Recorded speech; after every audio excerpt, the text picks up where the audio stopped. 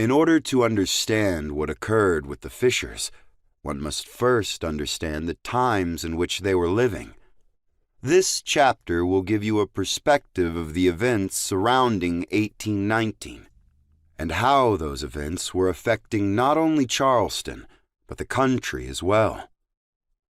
To give you an idea of exactly where 1819 fell within this country's history, let's take a minute and pinpoint it using historical characters and events.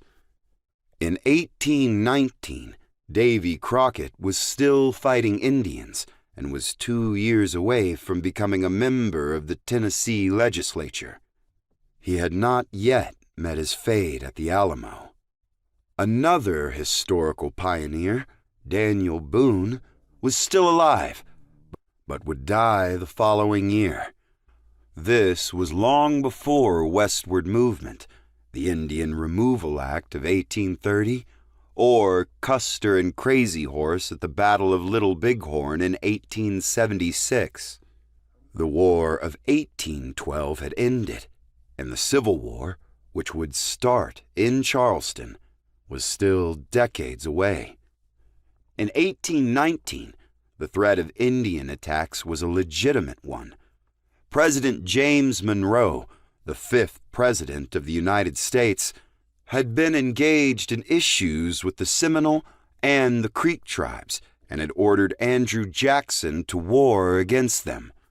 The following year, the president would be engaged in treaty negotiations with another Native American faction, the Choctaw. The threat of Indians was a legitimate fear for most of the country.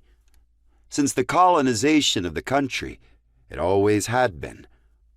Although the threat was not as prevalent during that year, Charleston had faced its own Indian massacres in the past.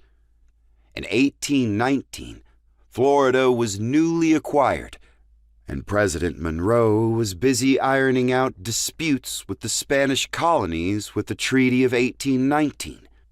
This year also included a visit by President Monroe to Charleston, a move that may have directly affected the Fishers and what happened to them.